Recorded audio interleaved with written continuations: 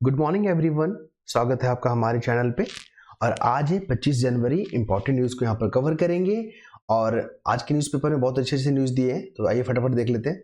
सबसे पहला आज का न्यूज़पेपर में है फॉरेन एक्सचेंज रिजर्व को लेकर। देखिए फॉरेन एक्सचेंज रिजर्व क्या होता है, हम उस पर बात करेंगे।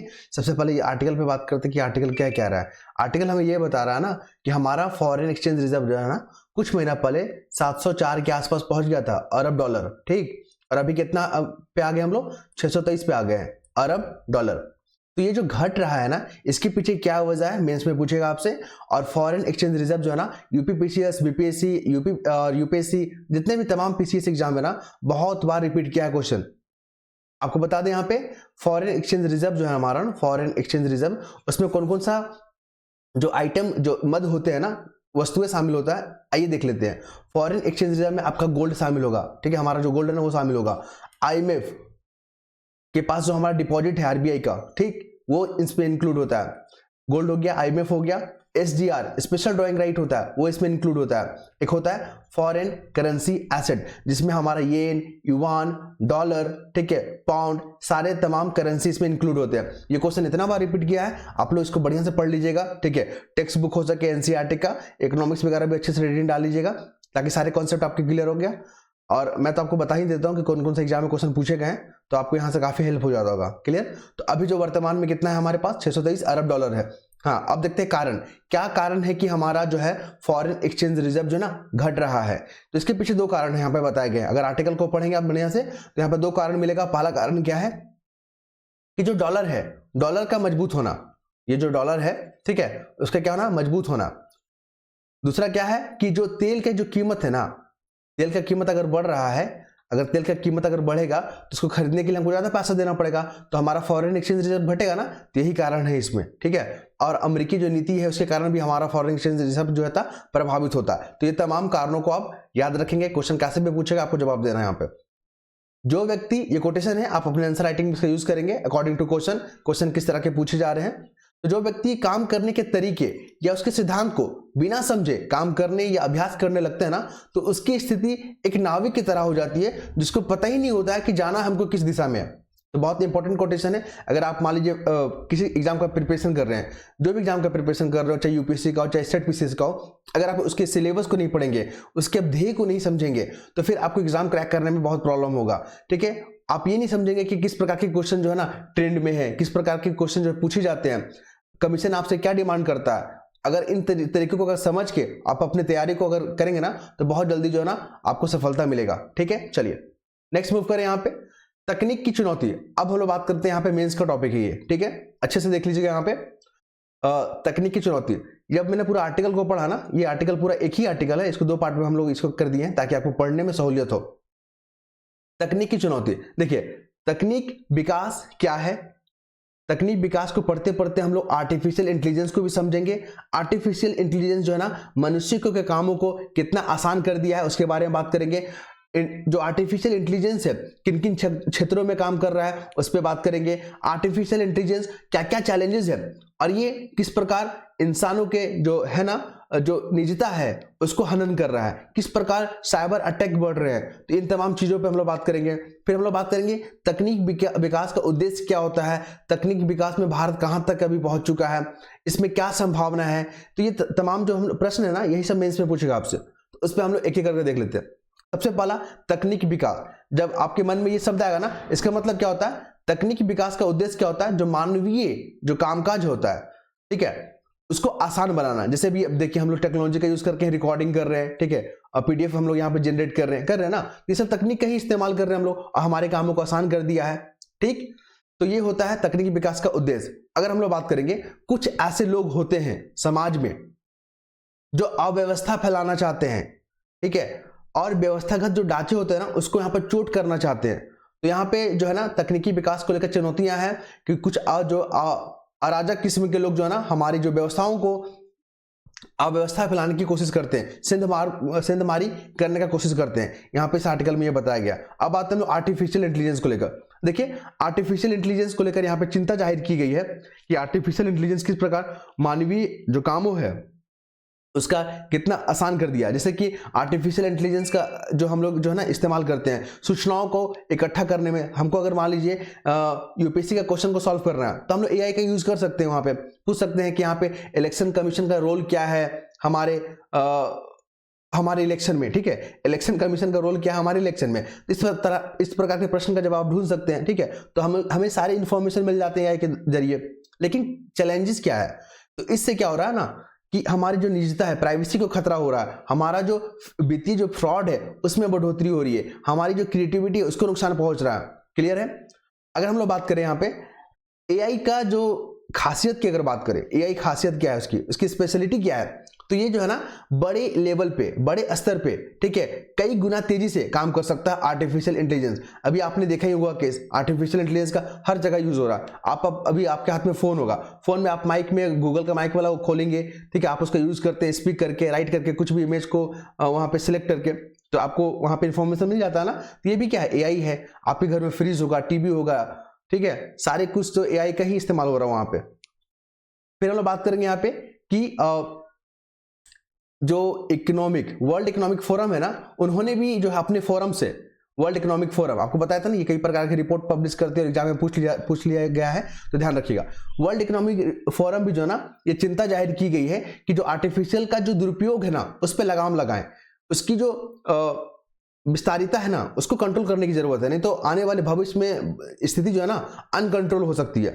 अगर हम लोग बात करें एआई का यूज किन किन क्षेत्रों में होता है, तो एआई का क्षेत्र जो है ना ये चिकित्सा के क्षेत्र में होगा, ठीक है, चिकित्सा के क्षेत्र में होगा। थोड़ा सा पेन को हम लोग क्या कर लेते हैं, पतला कर लेते हैं, काफी ज्यादा मोटा दिख रहा है, ठीक है, चिकित्सा के क्षेत्र में हो गया। उसके बाद एजुकेशन के क्षेत्र में हो गया, ठीक है। तो आप लोग फ्लो चार्ट बना के ऐसे ही 4 पॉइंट को यहाँ पर डिस्कस कीजिएगा और इसी पॉइंट को जो है ना एलोबरेट कर दीजिएगा, ताकि एग्जामिनर आपके आंसर देख के इंप्रेस हो जाए और उनको लगे कि हाँ आपको जो है ना इस टॉपिक पे बेसिक समझ है।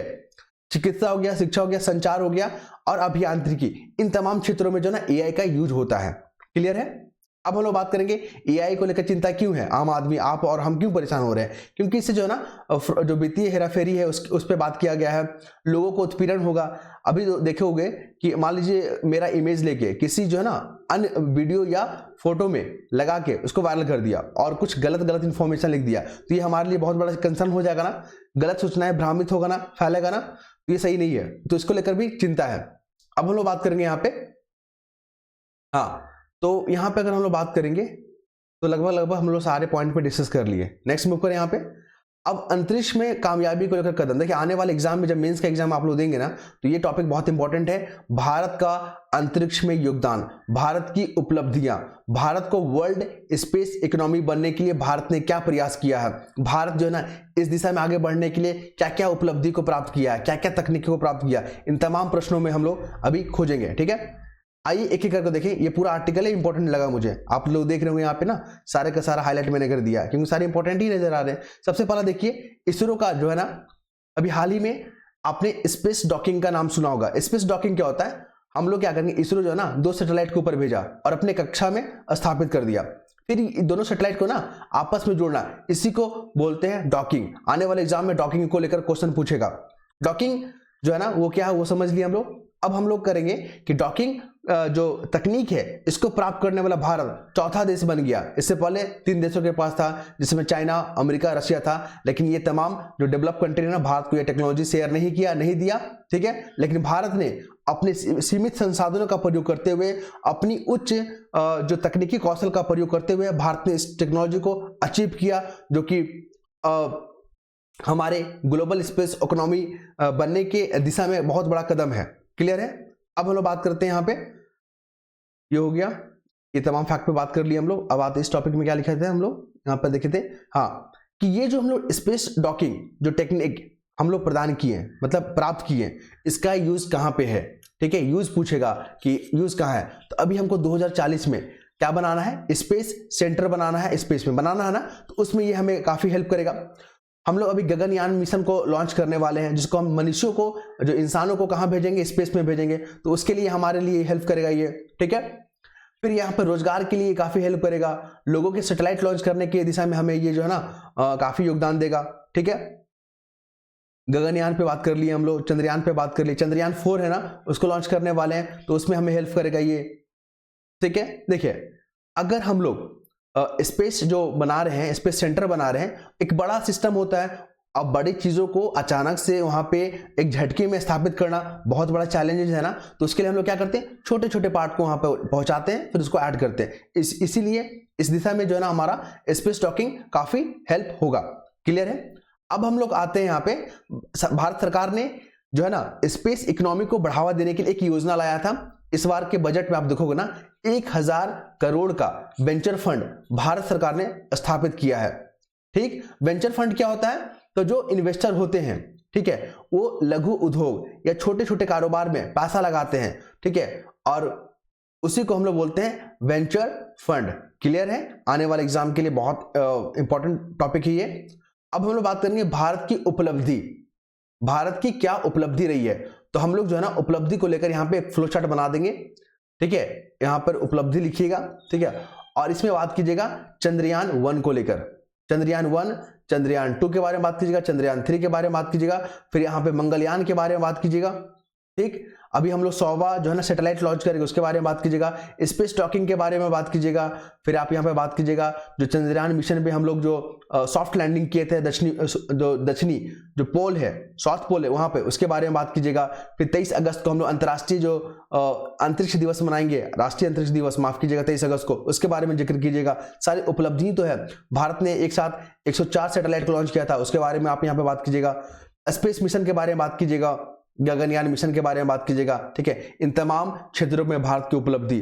भारत जो है ना एक छोटे से, आपने देखा होगा फोटो भी काफी वायरल होते ही रहता है, आपने देखा होगा एक साइकिल के पीछे जो कैरियर होता है ना, उस पे हमारा सैटेलाइट रखा हुआ था, और उसको लॉन्च करने के लिए जो है ना हमारे जो साइंटिस्ट थे साइकिल से, जबकि उस समय उतना इक्विपमेंट भी नहीं था, भारत अफोर्ड भी नहीं कर पा रहा था, फिर भी अपनी अदम्य साहस, अपनी उच्च कौशल, ठीक है, दृढ़ता, जुझारूपन को लेकर भारत के जो साइंटिस्ट है, वैज्ञानिक हैं, उन्होंने प्रयास किया। और भारत आज, ये स्टेटमेंट को पढ़िएगा, जब आप कंक्लूजन लिखिएगा ना लास्ट में, ये बहुत हेल्प करेगा आपको। यहां पर आपको हम पढ़ देते हैं, सुन लीजिएगा। यहाँ यह भी उल्लेखनीय है कि भारत अंतरिक्ष कार्यक्रमों में, जहां रूस, अमेरिका और यूरोपीय संघ के साथ संयुक्त मिशनों में सहयोग कर रहा है, मतलब जितने भी डेवलप कंट्री है ना, भारत उसके साथ सहयोग कर रहा है। साथ ही जो अंडर डेवलप कंट्री है, जैसे सार्क के मेंबर हो गए, विकासशील मेंबर हो गए, ग्लोबल साउथ, उनको मदद भी कर रहा है भारत। इसरो की विश्वसनीयता और वैश्विक नेतृत्व का लोहा सारे देश मान रहे हैं, मानना ही पड़ेगा। ठीक है, इसका श्रेय जो है ना हमारे इसरो की तकनीकी क्षमता और किफायती मॉडल को जाता है। भारत हर चीज को लॉन्च कर सकता है, और भारत जो है ना बाकी देशों के मुकाबले अगर आप देखोगे ना, तो भारत का जो कॉस्ट होता है, जो लागत होता है ना, काफी कम होता है। क्लियर। और यहां पे हम लोग बात करेंगे, एक आपने सुना भी होगा कि जितना अमेरिका, मतलब जितने भी डेवलप कंट्री में आप देखोगे, वहां पे मूवी बनने में जितना पैसा लगता है ना, मूवी बनने में, उतने पैसे में तो हम लोग जो यहाँ सैटेलाइट लॉन्च कर देते हैं। क्लियर। चलिए, उसके बाद बात करते हैं यहाँ पे डॉलर के मुकाबले जो हमारा रुपया है ना, वो इतना पे बंद हो गया।